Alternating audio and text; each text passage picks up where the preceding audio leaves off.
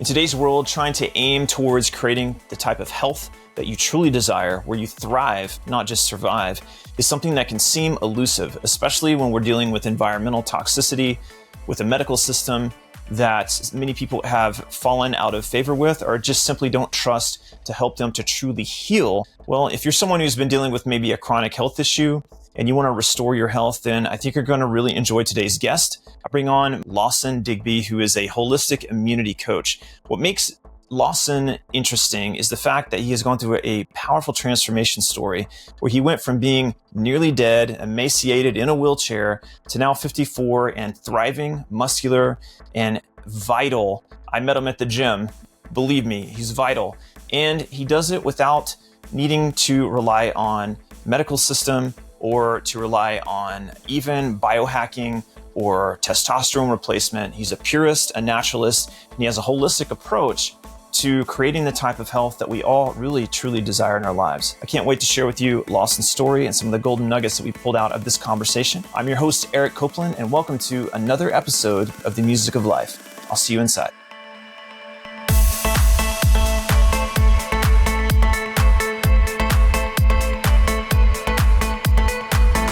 Welcome to the show, Lawson. Thanks for having me. You're welcome. So, a little backstory. I met you at the gym, and I wanted to get you on the show because you have an amazing transformation story. In fact, I'm prepared to share my screen really quick here and show the before and afters of your healing journey. And I think this will just speak for itself as to how powerful of a transformation that you went through. So we have these before and after pics here popping up, right? So this was back in 2021, just 4 years ago. Right? Yeah, 21. Wow, brutal. Yeah. So you're in a wheelchair? Yeah, that's a wheelchair. I was right at 140 pounds. The picture speaks for itself, but pretty much a skeleton. And kind of like a dead man sitting in a wheelchair. Yeah. And then fast forward, this is you now. Of course, they can see you on camera as well. Yep. So now you told me when I met you at the gym that you coach, you're a holistic coach. You call yourself the holistic immunity coach, and you coach a lot of people. I would assume a lot of them men on how to reclaim their health and get back into that fit shape. And I see you run around the gym. You're always like bouncing, like you got more energy than the young bucks. Yeah. Well, doing some rebounding, getting that lymphatic system moving, and just, movement's everything, right? Yeah. And real quick, so you're, how old are you again? I'm 54. 54. And you also told me, you're muscular, you're fit.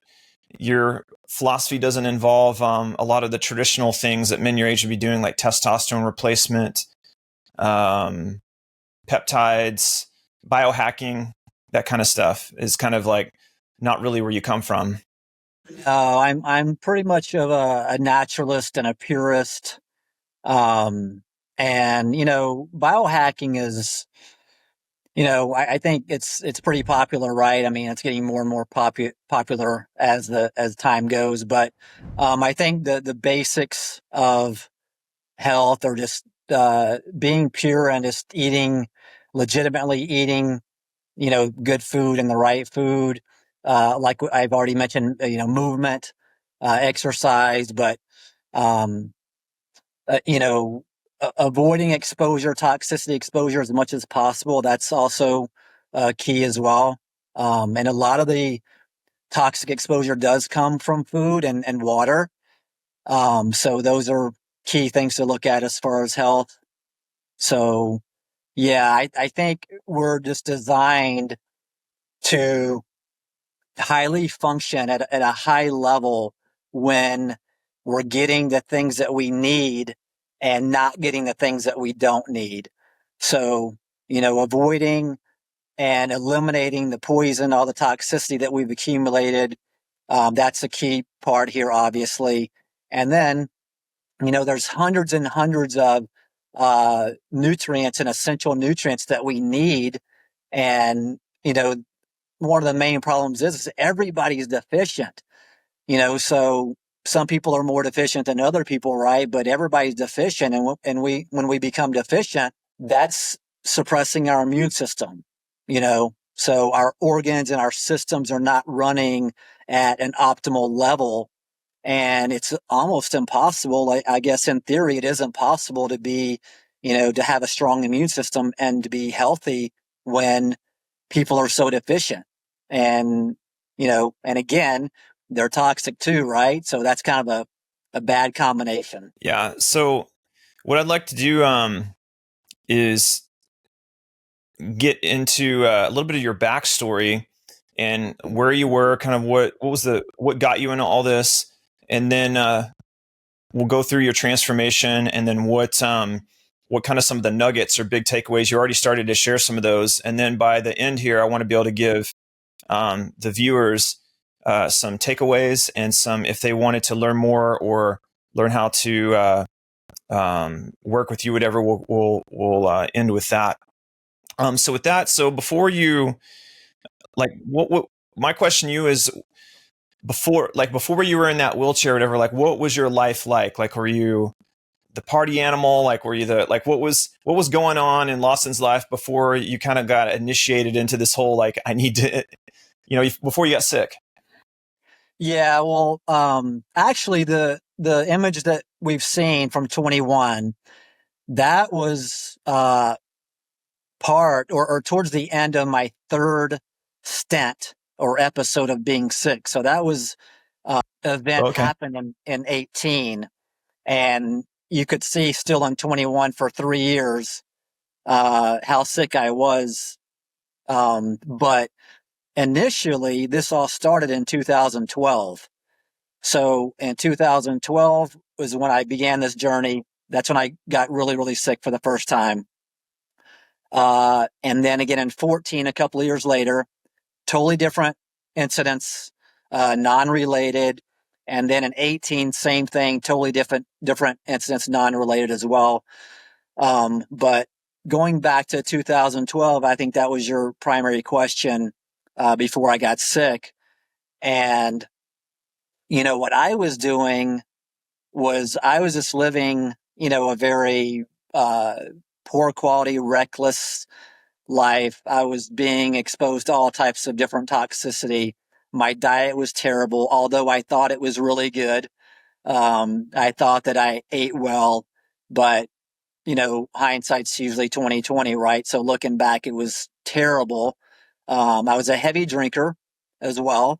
I never considered myself to be an alcoholic, but I indeed was a heavy, heavy drinker. So I think that, all the drinking, just the bad food, my lifestyle in general was pretty stressful. So, it just after 40, I guess I was 41 at the time, but, it kind of hit me at that point finally. I was good, and my mom, she would ask me, what happened to you? And I was like, well, I was all good until I wasn't. Like I was fully functioning. I was, uh, going to the gym. I was running, mountains. I was doing all this fitness stuff. And then one day, it all came to a crashing halt. So, um, what happened is my gut had got into so much severe dysbiosis from just the stress and the alcohol, the bad food, just the totally, disconnected lifestyle I was living. And, I had severe gut dysbiosis, severe candida, and it was just essentially taking me over. So, um, high panic, just instantly had to, when this happened, um, I was actually out and I was like, I am so hungry. I'm starving. So I just went to the nearest restaurant that I could find and just ordered, orange juice and white rice and, all these carbs, sugar, basically. I was just trying to get in because my body was just jonesing, literally jonesing. And I say body, my gut, the candida had just completely taken over. And candida, that's what they thrive off of is sugar. And it doesn't have to be processed sugar. It can certainly be natural sugar as well. But, and it was just telling me what to do at that point. So, I mean, I just stuffed my face with all this, all these carbs and rice and orange juice. And the crazy thing is it, satisfied my urge for about 2 hours. And then I had to do the same thing again, starving. And so I had to go rush to a restaurant again and eat all this food. And I was eating just, massive amounts of food, like just platefuls of food. And that would last me, like I said, a couple hours. And I'd have to go do it again. And this went on for this crazy part went on for a few weeks. And then of course, severe panic attacks and, extreme fatigue, just numerous symptoms and really just misery and suffering. But that's kind of how it started, with me. It was pretty nuts. Yeah, that's crazy. What do you think for you was like the moment where there was that shift where you're like, I gotta, like, something's gotta change? Like, what was your breaking point? Well, I mean, I think that day was my breaking point because I was pretty much, I wouldn't say bedridden, but I was definitely homebound. And in that one day, like my nervous system was such a wreck that I was like, and when your sympathetic nervous system gets that out of whack, it's very fatiguing. And I just didn't have the energy, and I was so paranoid and scared to even go outside. So that, there wasn't really a moment where I was just, consciously thinking about this. It was just like, I'm down. And, so it kind of just, slapped me in the face. Yeah. What was, so I think anyone who faces a challenge, the first thing is the problem, Yeah. but that doesn't mean the solution. And so not only you're dealing with the weight of the challenge itself, but there's a spiritual, mental, emotional, physical level to all these things. When you're looking at it holistically, what for you, like when you decided to start being proactive on some level, what were the first things you reached for? Like what were there things that you tried that didn't work? What was that like to try to move into the action of actually finding what's the plan of action, or what's the thing that I can do to begin to remedy this? Yeah. So for me, I never really found any help. Because at the time it was like, okay, you got to go to the doctor, you got to see what's going on. And of course, everybody does that, when they get sick. And I just wasn't getting the answers. And, I was getting gaslighted, like most, but it didn't take long for me to figure out that, nobody is going to, come save me. Nobody's going to help me get through this. This is a very chronic, I knew very quickly that this was going to be turning chronic and it wasn't going away by itself or anytime soon. So for me, it was, I just had to start, and this is back, in 2012, a little different than today. But I mean, that's all I did was just, I opened up my laptop, and for literally as long as I could stay awake and during the day, 8 hours, 10 hours a day, I was just researching and reading and studying every single little component about health. And, of course, I was Googling all my symptoms and everything, trying to figure this out. So, that's the thing, is like, you can find a lot of great information, right? But there's also a lot of nonsense and bogus information. So, as it turns out, ended up being a pretty good researcher, pretty legitimate. But with that said, it still took me, you know, thousands of hours. I would say maybe even say 10,000 hours. But that's all I did was really just start studying and researching. And that's all I did every day. I mean, pretty much all day long. So I did that from 2012. This happened in April. And so basically from then for about a year and a half, I was literally just on my laptop all day long trying to figure this out. So, as it turns out, nobody diagnosed me with anything. So I figured all this out eventually on my own, that I had severe candida, Epstein-Barr mono, and Epstein-Barr became activated. And then, down the road, and I kept getting sick in 14, when I started feeling really good, finally, because was starting to address the candida and obviously address my lifestyle, because that's really what got me there in the first place. Right. Um, Mm-hmm. so, but yeah, then it was just learning more and more through trial and error, basically what's going on here. And then getting into, testing and figuring out that, I kind of touched on this in the beginning, but there's two main things outside of, emotional trauma is definitely a real thing. It doesn't happen for most people, but it certainly does for some. But outside of that, it's really about how much poison we've accumulated, what poisons and how much, and, how deficient are we?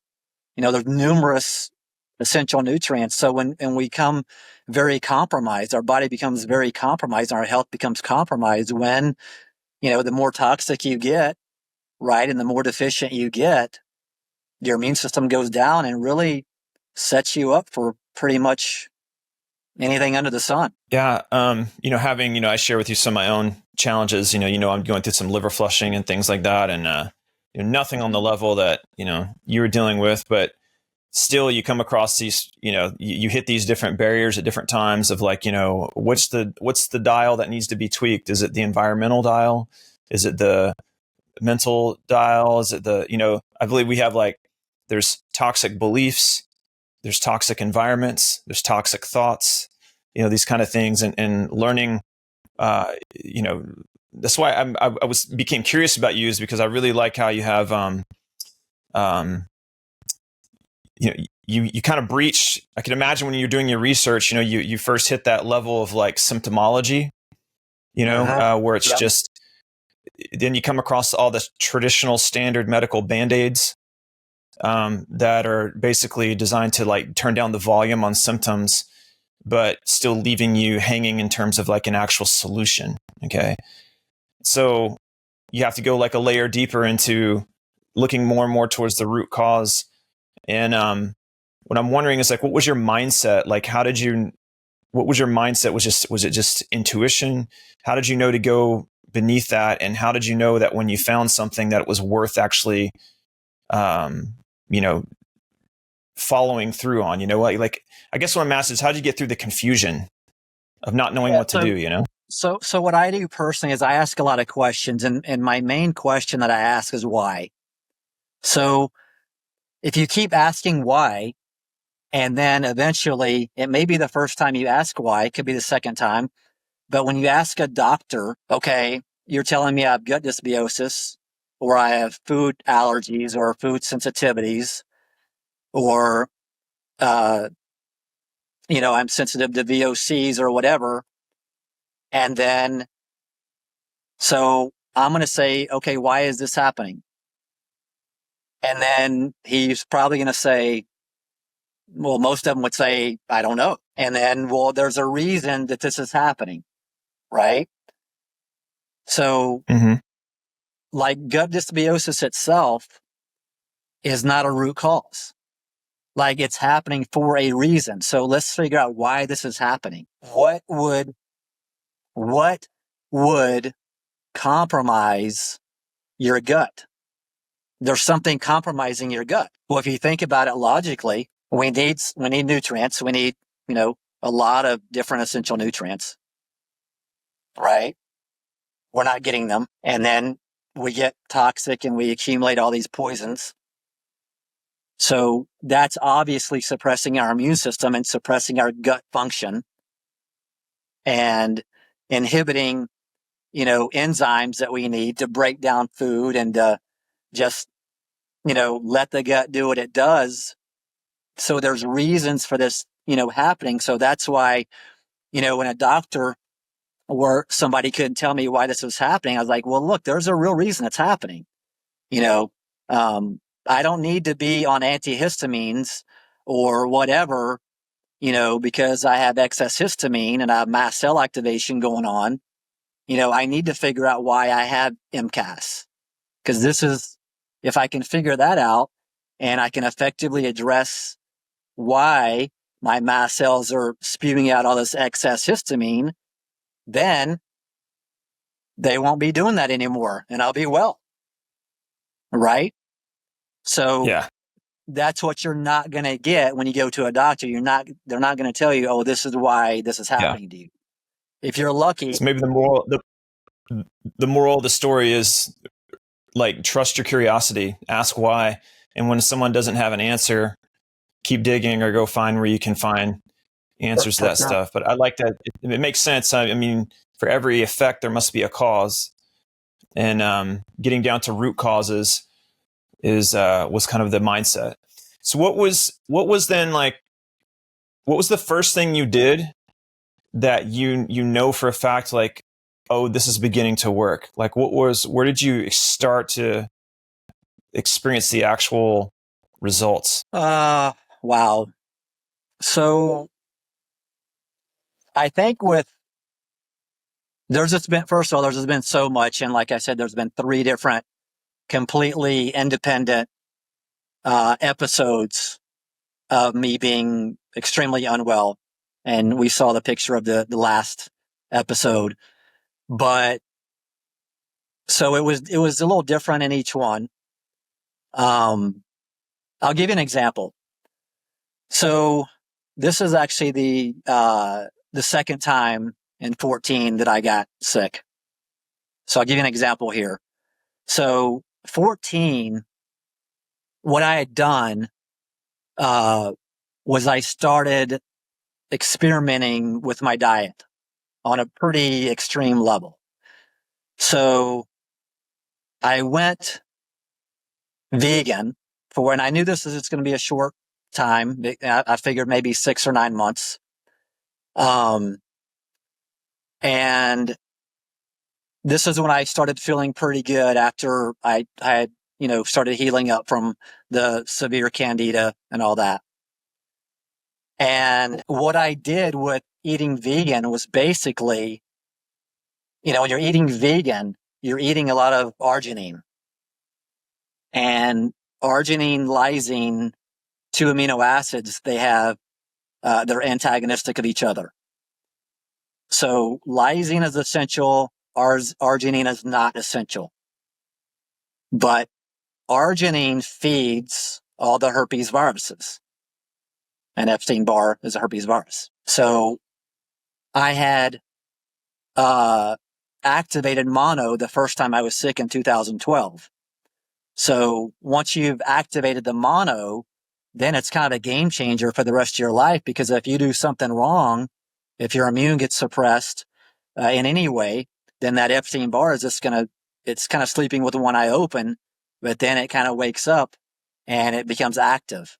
So I was eating vegan, which is when you eat vegan, you're eating nuts and seeds. You're not eating fish or meat much, or dairy, obviously. So you're eating a very high arginine diet and a very low lysine diet. So that's when I started to become sick the second time in 14, after about 4 or 5 months of eating like this. So to answer your question, I took a therapeutic dose of lysine, okay, which is about 6 grams. And my body, like, was paralyzed. It became paralyzed from that much, medicine, that much lysine going in, and essentially disrupting the Epstein-Barr virus.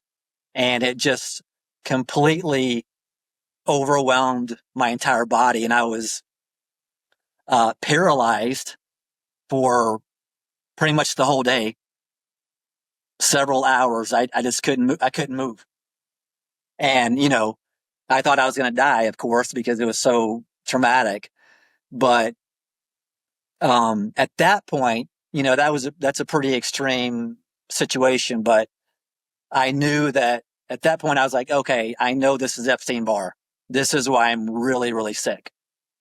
Because if something as simple as lysine, an amino acid, does that, then, it's a herpes virus. Fascinating. So that was pretty crazy as well. So that was like, that gave you a deep insight for you personally, that obviously wouldn't apply to necessarily anyone else, unless they were in your, similar situation. But you kind of took a risk. You tested something. I mean, not a dangerous risk, but you took a experiment. You were experimental.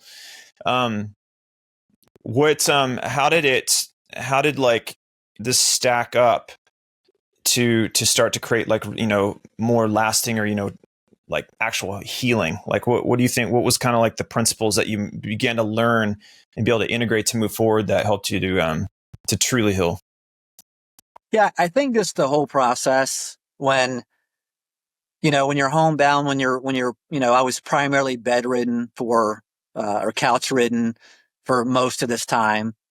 And, it gives you time, right, to think about things. And like I said, I was, put in thousands and thousands of research hours, but, you're also thinking about your health, obviously, because when you're that sick, it's like, you really don't want to be around. Like, nobody wants to live when they're essentially homebound or bedridden, because, Yeah, you're kind of forced to be selfish.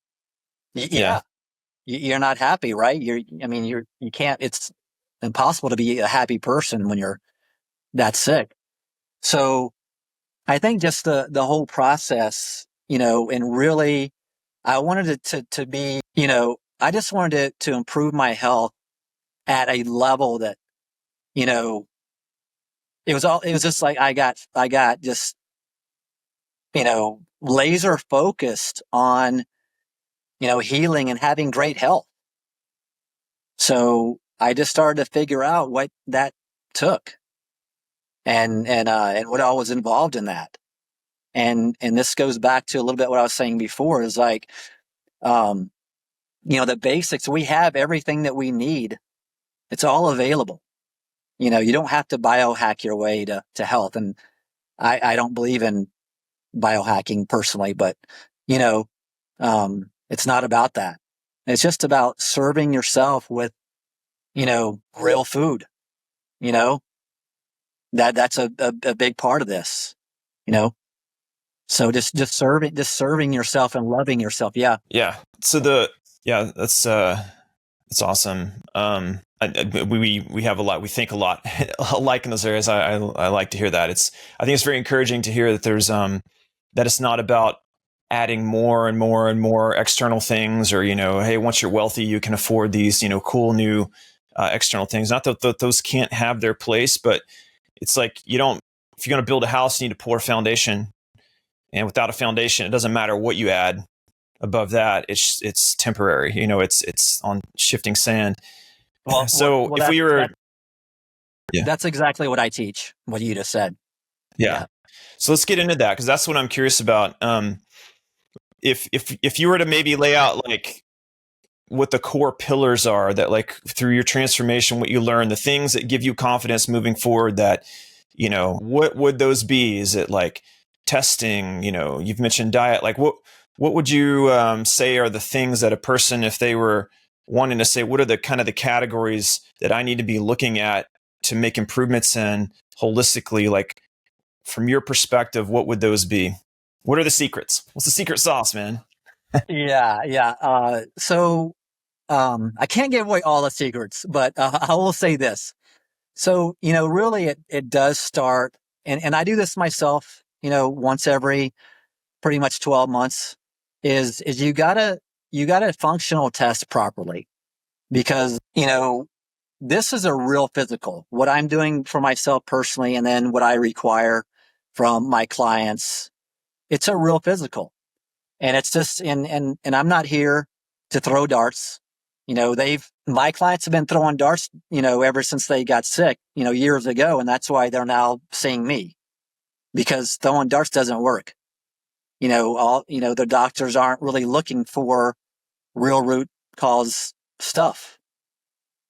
And so I think that's really the starting point to this is let's get you tested properly. Let's see what's really happening. I'm not interested in your cholesterol levels or anything that we're going to find in blood because those are just imbalances. Those are not root causes.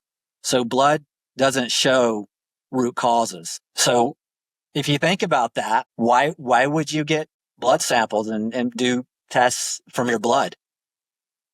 I mean, occasionally maybe something is interesting and whatever, but it's not showing you why you're sick. So Interesting. So I imagine that one's probably a big one for a lot of people here. And it's like, what are you talking about? Of course I need to get my blood drawn. Of course I need to see that kind of stuff.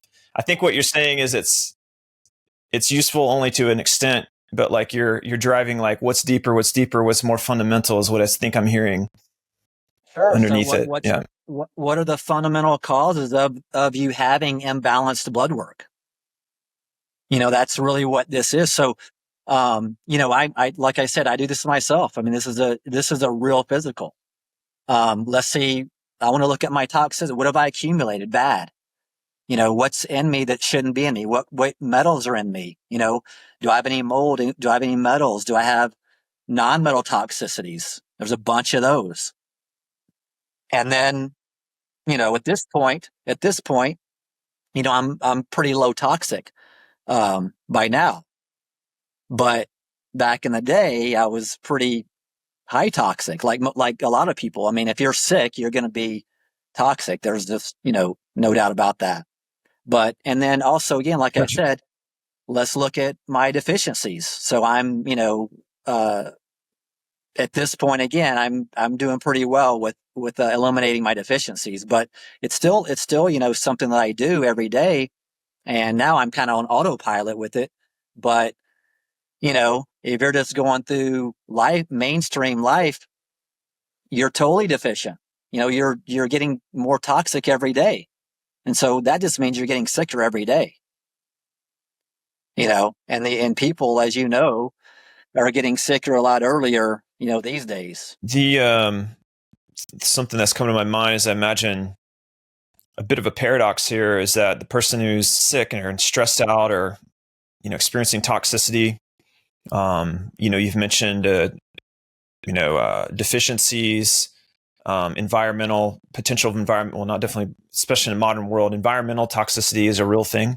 The food, the quality of food intake, stress management, these things. A person who has a lot of this stuff, they might be hearing, you say these things, and I could imagine there could be a sense of overwhelm.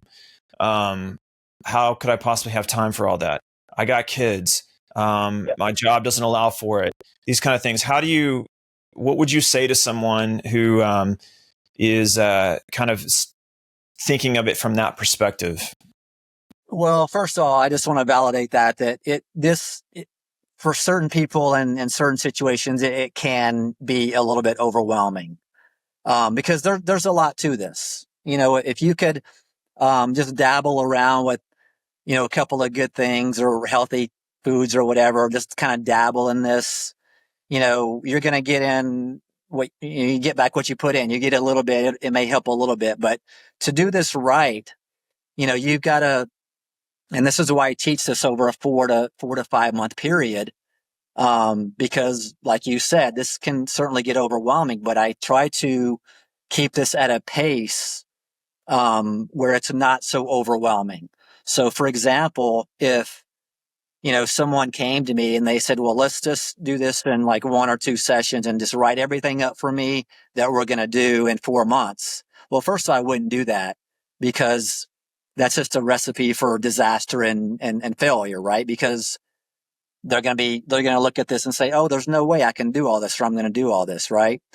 So, I think the pace is key here, implementing, 2, 3, 4, whether they're new things or whether they're adjustments or whatever we're doing, but, every couple of weeks, that's, and then they still have to be consistent. They have to stay on top of it and stay current. But it's very doable. So, I think that's the main thing is this, you have to keep a pace where the person doesn't become overwhelmed. And, that usually doesn't happen. It has happened before, but it's typically not an issue.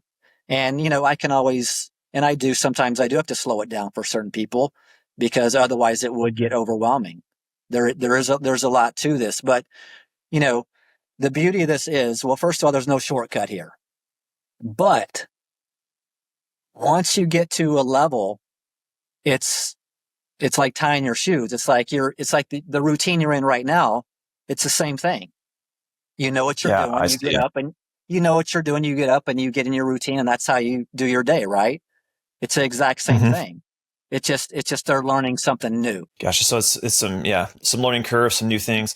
Also, I noticed just thinking of my own experiences of going through positive transformations is you have to accept the fact that there's a zone of resistance that you have to go through.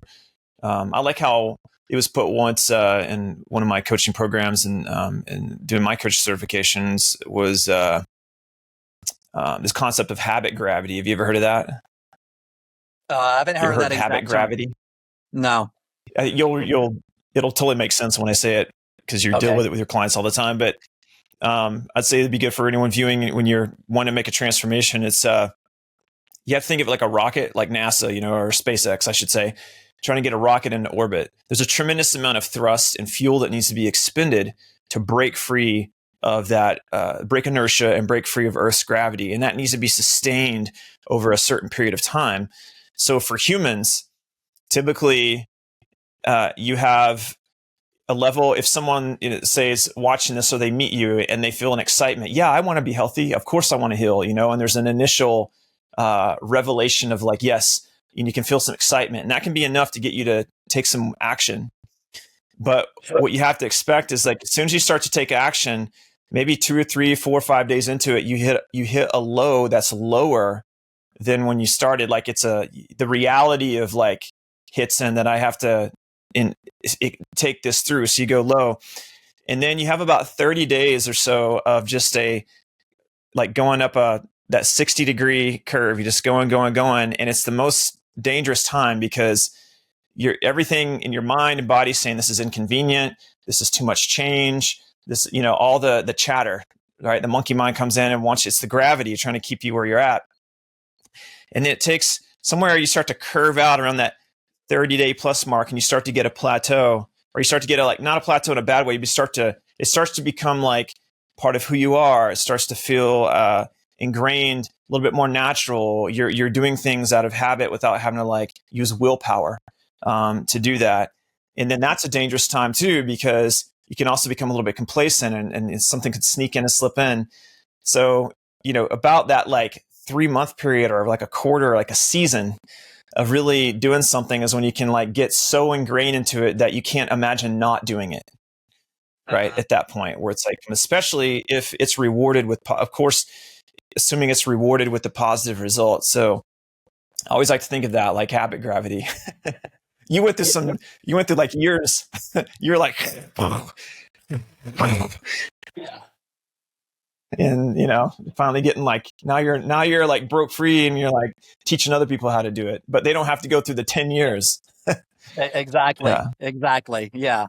Yeah. I paid the price for a lot of people for sure. But, not that there are not a lot of people suffering, because there are, but at least, and I think for me, if I actually think about this, sometimes I'm like, well, God or the universe, they just, I wasn't done with my work as far as, learning this stuff, because why would I have to go through all that I went through over all those years, right? I mean, three different episodes, and apparently I wasn't done as far as learning, but yeah. So I'm just grateful. I'm very grateful to be here, and to be able to do what I'm doing, because, you know, um, it's important, right? I mean, I wish, and I've designed me and that's what I told myself too. I was like, I just want to, I need to find me, or make me, because I was looking for me when I was sick, like especially back in the beginning in 2012 and 14. Like I was looking for me, somebody to come and really help me and guide me, and there wasn't that person. So then I said, okay, well, I'll just have to create my own self, and then when I do, then I can go and actually do this for people that need it, that really want it and really need it. So Yeah. When did you decide to do it, to be a coach? When did you decide to make it like, I mean, I almost sense from you felt like this was like a duty to pay this forward. It wasn't just like, oh, I'll be a coach now, but it like felt like this is like, you've learned something and like the world needs it. yeah, When did that yeah, transformation happen for you? yeah. I just feel like at some point, and it was pretty early on. I would say probably about 6 months into it, that this was my purpose. So, and I think before that, for 41 years personally, and some people know their purpose really early, and some people I think never figure out their purpose. But took 41 years, and then I was like, okay, this is my purpose. Like, what? I don't have a purpose. This is kind of like slapping me in the face. This is what you need to be doing. This is why you're going to go through, hell for numerous amount of years until you get this all figured out. But this is what you're, destined, and what your purpose is to do. So yeah, that was pretty early. That was about 6 months, into becoming sick the first time. It was still in 2012. So yeah. And then I actually began coaching in the following year in 13. And I actually did that from bed. And I did that from bed. I was still bedridden. It's crazy. Yeah. So I was doing that through Zoom and telehealth from bed. Wow. Yeah. Yeah. So Yeah. then, That's wild. and then of course, when I got super sick again in 14, I had to, stop, my consultations. And then again, in 18, obviously 18, 19, I had to stop my consultations. So there were, a few years where I was just too sick to even do this. But, yeah. Looking back on it, why do you think that why do you think this came in these waves like that, where you had like these sick, better, sick, better, sick, better? I think, well, first of all, there's a lot to know, and there's a lot to learn about health, obviously, right? It can get a little, uh, complicated. And you really you can't, I think it's impossible to learn this stuff if you don't go through it. And like I said, I think the universe was just like, hey, we're not done with you. You're going to keep going through this stuff until you get it, till you get it all figured out. Mm-hmm. And I think that's what it Yeah, was. Because here's the thing, I believe it. Yeah. here's the thing. So today, for example, what I went through in 18, okay, from 18 to 21, I could have never been at the level where I'm at today without that. I could have been a really good practitioner without that, but not even close to where I'm at today. So That's cool. Yeah, I believe it. You're making me think of I think there's a woman named Caroline Miss that she's she has a show called Sacred Power. There's on Gaia, if you've ever heard of Gaia, but it's like a streaming service. But I was doing Gaia back in the day. Yeah. okay, yeah. Yeah. But she has a show called Sacred Power. But I think she mentioned in there, it talks about this. It's kind of like you and I were talking about, the hero's journey. But and this is good for anyone who's, any kind of challenge.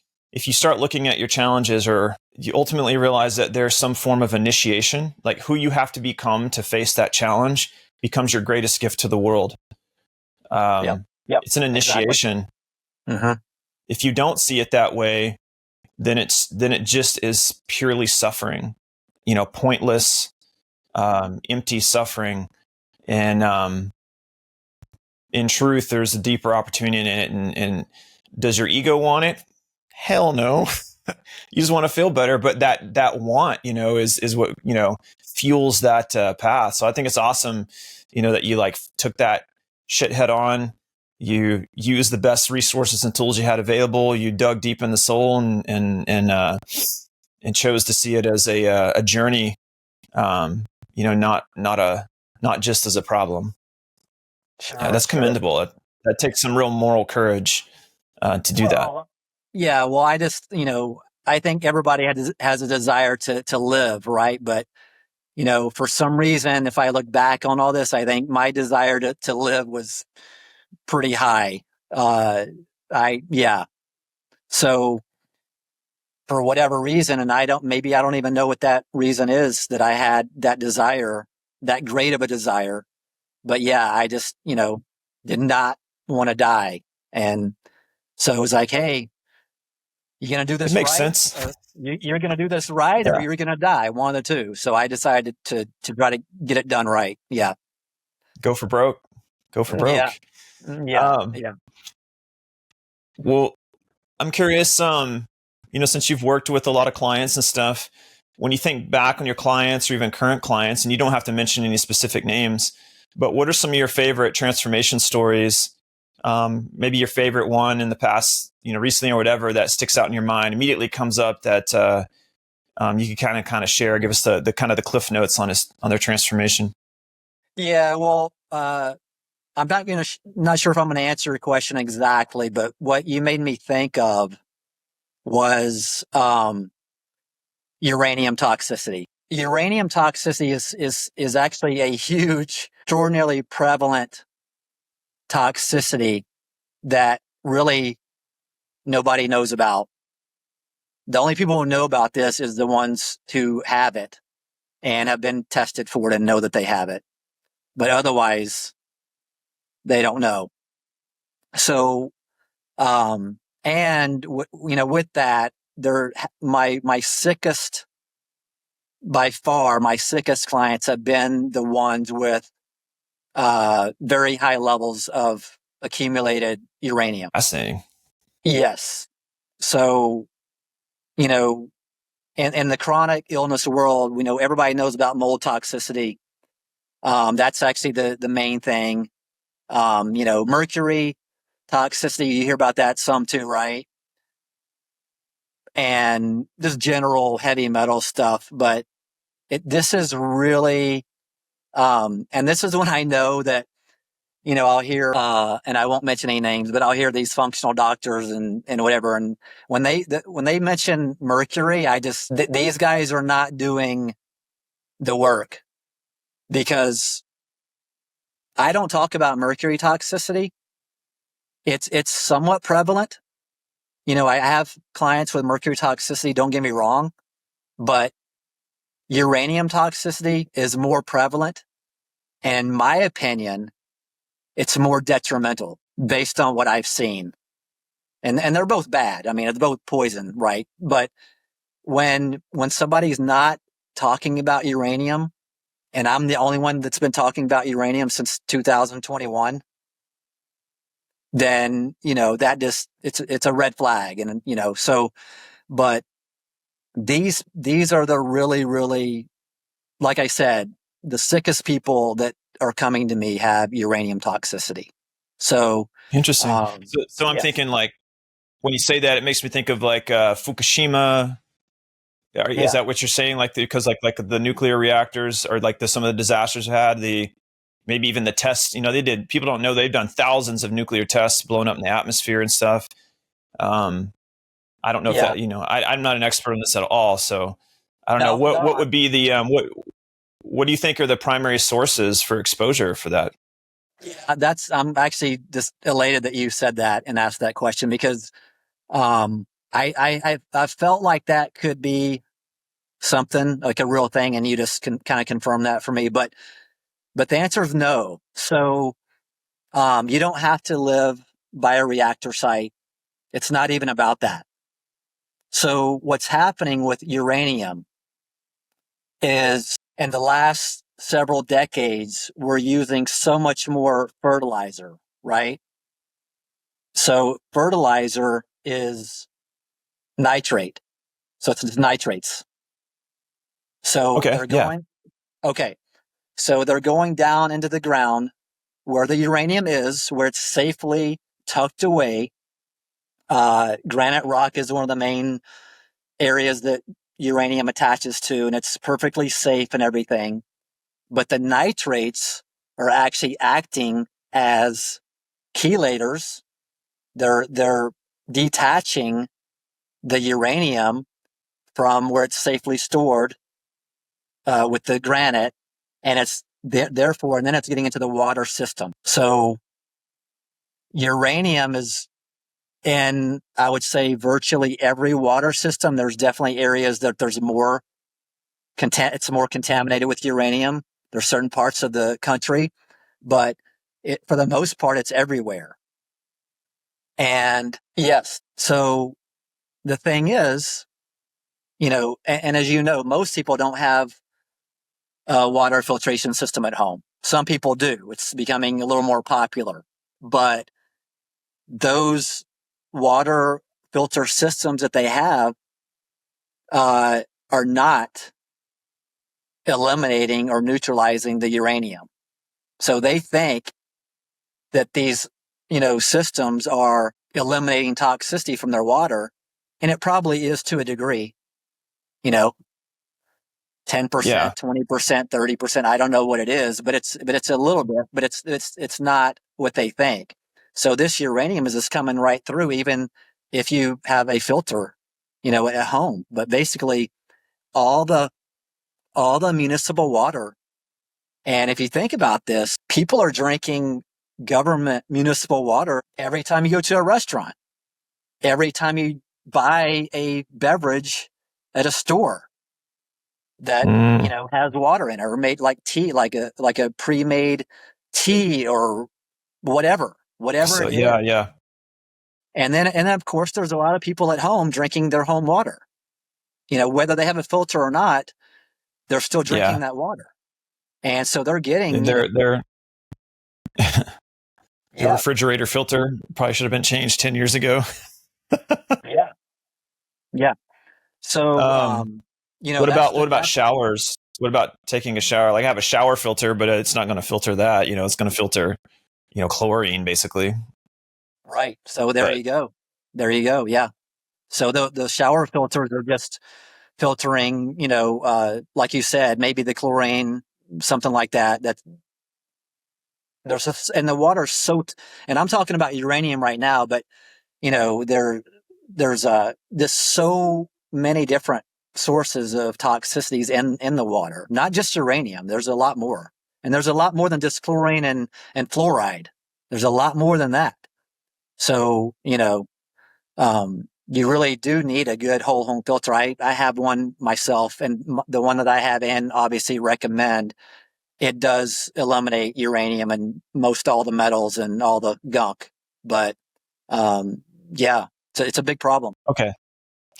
So the remedy would be step one, stop, filter so it doesn't come in anymore. And then I'm sure your protocols have to do with activating the body's detoxification processes effectively. That would include, something that would factor for that as well. Yeah, for sure. And just, Over time. Yeah. and just avoiding that water, uh, So consuming, spring water, that's the way you want to go. And Yeah. Okay. 99% of the water that I consume is spring water. Same. Yeah. And, matter of fact, I just did a test not too long ago. It was less than a couple of months ago. And I have 0 uranium coming through my urine through my test. Awesome. Okay. And So you can test it like through urine, hair, nutrition, like if you're doing one of those, is there yeah. Well, I test my clients through hair, and myself through hair from my, yearly physical that I do with my tests, and I test them through hair, and I don't test urine. I just tested my urine just to do it, but I don't test urine because urine is like a quick snapshot of like Yeah. what's Yeah. going on right now. And that's actually not important. By far, that's the most thing that's not important because you want to know what you've accumulated, and that's coming out through your hair. So the urine itself is only giving you what's you're consuming in the last few days, basically. So, but I did that just to kind of out of curiosity, and I was completely clear, 0 uranium detected, and my hair levels of uranium. I've always not had that much. And of course, over the last several years, I've reduced that down to almost nothing as well. So, yeah. Gotcha. Okay. And what kind of, with the, obviously the toxicity level and all that, I still want to I want to hear a favorite transformation story. What's like just a quick transformation story. You don't have to give a name, and just like if you want to protect privacy, but of just like a client. Yeah. Well, I mean, let me think. So I'll give you one example. And she actually turned out to be just an amazing friend and person and all that. But she was about 65 pounds overweight, maybe 65, 70 pounds, extraordinarily mold toxic. She was uranium toxic as well. I mean, 2 out of every 3 of my clients are uranium toxic, if that tells you anything. Okay, 2 out of 3, that's what, 67%. Probably about 30 to 40% of my clients are mercury toxic. So there you go. That tells you about uranium right there. But at any rate, she was crazy high levels of Stachybotrys, uranium toxic, parasitic infections. Candida had, the laundry list. And, so today, and this was a couple years ago today, amazing. She went from like 195 to 130 and just fitter than you can imagine. In her 50s. Actually, she's not terribly young. And just living an amazing life. And before she was just, like a lot of us are, you're either bed bound or you're homebound at least. So yeah, just things like that are just happening, pretty regular basis. So yeah. Cool. Yeah. Well, if someone would, for anyone that was like listening and they wanted to reach out to you or inquire about your coaching, where could they do that? So my site is immunitycoach.org. I would suggest them going to my website, taking a look at that, especially my homepage, so they can kind of see what's going on with me, how I work, and things of that sort. So I would recommend them doing that first. Socials, I'm on social media. I'm on Instagram, the Immunity Coach on Instagram, and my Facebook is Lawson Digby Immunity Coach. So you can find me at all those locations. And just at that point, send me a message through my website, or you could just send me a DM through Facebook or IG, either one. Awesome. Well, I appreciate you coming on and sharing your story. I think, personally, I think stories of transformation are deeply important. for us as humans, humans have always passed down important principles and truths through the form of story, whether it's a mythology and or a literal, personal transformation. There's some type of gift that's wrapped in that, that pain, that lead can become gold, alchemy, if you want to call it. And so I definitely, I don't think I told you this, but when I was at the gym and I saw you, something was like, yeah, go talk to that guy. And I have been like totally to myself for like 3 years. I have a couple friends that, I'll chat with, but I haven't felt very open to meeting, and particularly men, just because, I'm just like, don't want to talk about sports or whatever, like that I like a little bit, I like to sense in someone that they've been through a transformation or something deeper. And so I picked that up on you pretty quickly. And, Nice. hey, here we are Yeah. chatting and exchanging connections, and it's been good. So thank you for coming on and being part of my show and my channel and sharing your story. And I'll just wrap it up with saying, are there any final nuggets if someone was like on the fence with making stressed out? Is there any kind of words of encouragement? What can Coach Lawson tell them right now? Well, I'm thinking of a word that you used earlier, and it's surrender. Because here's the thing: what you've been going through and the information that you've received up until now, obviously, has not been golden, right? So just surrender, to it, and I'm telling you, I've been to hell and back multiple times, and your doctors probably haven't.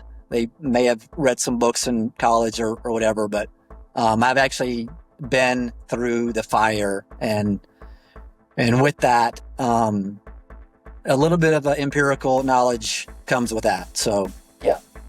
Awesome. Well, with that, guys, if you like the show today and you have any comments, thoughts, or questions, just go ahead and drop those in the comments below. And make sure you smash that thumbs up button and give us a like here if you want to see more content like this. I love doing interviews with people that I'm inspired by. And with that, we'll close it out. Go make some music in your life. I'm your host, Eric Coplen, and we'll see you next time on The Music of Life.